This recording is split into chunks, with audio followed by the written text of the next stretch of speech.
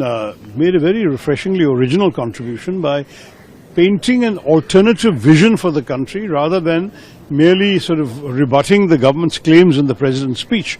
He specifically talked about the kinds of challenges that India needs to rise to if we want to become a more developed nation, if we want to keep our youth employed. He talked about the importance of production, he talked about the importance of participation of all sections of society, and of course he also raised some serious questions about the fairness and integrity of the electoral process in order to protect the constitution. It was a totally different approach to what perhaps many were expecting, and therefore it has given people a lot of cause to think.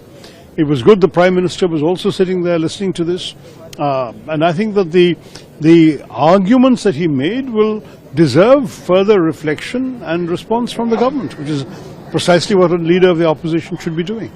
Mr. Rahul Gandhi also raised China issue also. Well, China, he was pointing out to the fact that the Chinese have been somewhat aggressive towards our country, and one of the reasons they have been like that perhaps is because they are outstripping us in terms of their productive capacity, whereas our own production is lagging behind, Make in India is lagging behind, and so on.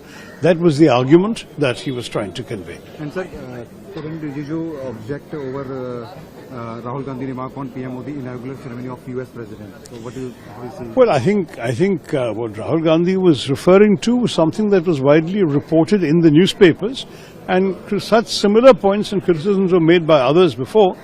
But obviously when it comes from the mouth of the LoP in Parliament, I suppose the minister wanted to stand up for his side.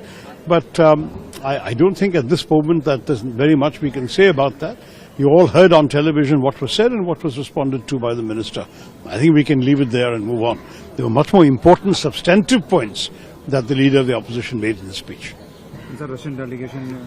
The Russian delegation is here as a part of a process of exchanges that parliamentary delegations make with our country, which is not at all unusual. We've had other parliamentary delegations coming to India, and in this particular case, the Russian head of the Duma, which is the equivalent of our speaker, he was here. There were a few ministers, there were a few other senior people, and chairmen of various committees, including my counterpart, the chairman of their Foreign Affairs Committee. And there were talks about how we can strengthen cooperation, meet together more often, and so on. It's all part of the process of adding a dimension to the relationship, a dimension of getting the parliaments talking to each other. Thank you, sir.